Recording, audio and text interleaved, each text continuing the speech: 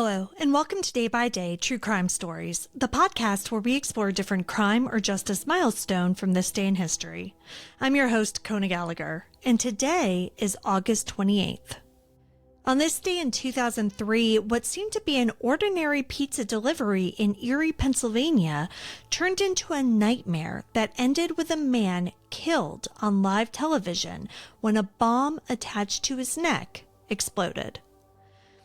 Today, we're discussing the story of Brian Douglas Wells, the so-called pizza bomber, a story that would spiral into a tale of greed, manipulation, and a conspiracy so bizarre it almost sounds fictional.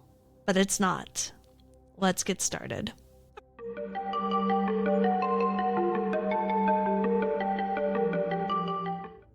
Around 1:30 p.m. on August 28, 2003, Brian Wells, a 46-year-old pizza delivery man, was dispatched from Mamma Mia's Pizzeria with 2 pies.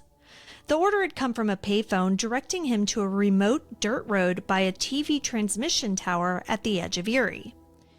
When Wells arrived, what awaited him was not a customer, but an ambush. In moments, a heavy homemade device was clamped around his neck, a collar bomb, while a strange cane that was secretly a shotgun was shoved into his hands. The people behind this gave him terrifying instructions. Rob a bank, then follow a scavenger hunt-like series of tasks, and maybe, just maybe, you'll survive. At 2:28 p.m., Brian walked into a nearby PNC bank. He handed the teller a note that read, "Gather employees with access codes to vault and work fast to fill bag with $250,000. 15 minutes only." He lifted his shirt to show the crude bomb that was attached to his neck. Brian was calm, but visibly under pressure, and he walked out not with $250,000, but with just $8,702. It was the only cash that the teller could access in that short of a time period.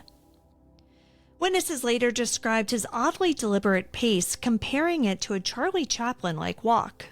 Tucked under his arm were the stolen bills and the cane gun, while in his car, police would later find pages of handwritten instructions outlining the grim scavenger hunt that he was supposed to complete if he wanted to live.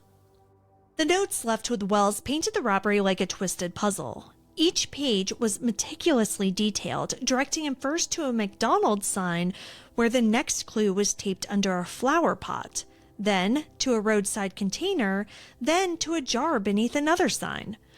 If he finished the hunt in time, he would survive. If not, the bomb would go off. But law enforcement later realized that the route on the scavenger hunt could not be completed in the time allotted. Brian Wells never had a chance. The bomb strapped to Wells's neck was brutally complex. It had multiple timers, kitchen timers wired to electronic countdowns. It had fake labels and decoy wires designed to confuse anyone who dared touch it. The locks on the collar alone made disarmament unrealistic. One FBI agent later said that this wasn't about stealing money at all. It was about psychological torture. Wells, however, followed his orders. He left the bank, started toward the first clue, and was intercepted by police almost immediately. Police surrounded Brian Wells in a nearby parking lot. He sat on the ground, handcuffed, his legs folded underneath him, with the massive metal device protruding from his shirt. Onlookers watched as he pleaded for his life, saying, quote, "It's gonna go off, I'm not lying," he shouted, fear rising in his voice. At one point he asked, in almost a childlike way, "Did you call my boss?"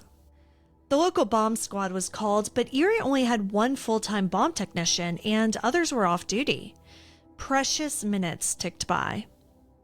At 3:18 p.m., just 3 minutes before the bomb squad arrived, the device detonated. The blast tore a hole in Brian's chest. He died instantly. The explosion was captured by television crews that were already at the scene, though most stations didn't air the detonation itself. For Erie and for the country, the image of a pizza man killed by a collar bomb in broad daylight became unforgettable.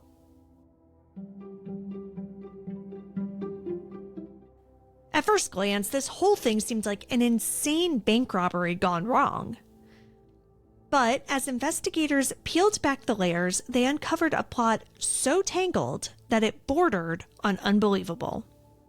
In the investigation, 3 names rose to the surface. Marjorie Deal Armstrong. She was highly intelligent, deeply troubled, and was battling severe mental illness. Investigators determined that she was the mastermind.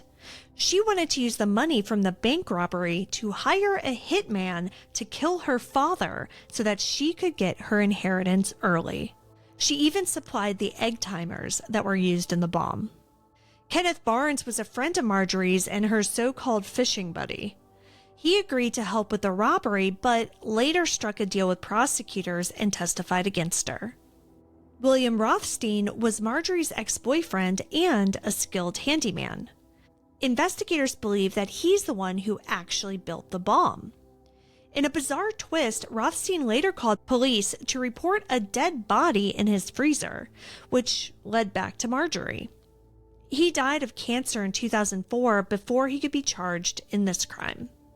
The conspirators had crafted a story that positioned Brian Wells as a bomb hostage, but the bomb itself was designed to ensure that he wouldn't survive.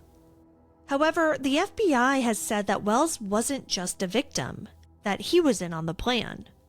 They say that he agreed to go along with the robbery, but was likely told that the bomb was fake. However, his family has always maintained that he was just an innocent bystander who lost his life because he delivered a pizza to the wrong people. It took 4 years for indictments to come down. In 2007, Deal Armstrong and Barnes were charged with conspiracy, bank robbery, and using a destructive device. Barnes was sentenced to 22.5 years after testifying. Marjorie got life without parole. Both died in prison. And as for Brian Wells, to this day, debate rages over whether he was a willing accomplice who thought that the bomb was fake or an innocent delivery man who was tricked into his own death. Brian Wells' death was so surreal that it almost immediately became a part of pop culture. Halloween costumes in Erie mimicked the pizza bomber. Television dramas like Criminal Minds and Law & Order: Criminal Intent borrowed elements of the story. And then in 2011, the comedy 30 Minutes or Less featured a plotline that was nearly identical to the case. Wells' family called it cruel and tasteless. The most significant retelling came in 2018 when Netflix released Evil Genius, the true story of America's most diabolical bank heist. The docuseries captivated viewers worldwide, leaning into the eccentricity of the co-conspirators, the oddball nature of Rothstein, and the brutality of the collar bomb itself. Critics praised it for its narrative, though some argued that it sensationalized mental illness and never fully reckoned with the tragedy of Wells himself. Brian Wells wasn't a hardened criminal. He was a pizza delivery man, and he ended up at the center of one of the most twisted plots in FBI history. His death, whether as a pawn or an accomplice, showed just how far greed can drive people. Thank you for joining me on today's episode of Day by Day True Crime Stories. If you found Brian's story compelling, please subscribe, rate, and review the podcast. It'll help us grow. And be sure to join me again tomorrow as we explore another significant event in true crime history. Until then, stay safe and remember that behind every headline is a life worth remembering. Day by Day, True Crime Stories is a Little Monster production. Hey, you can do it!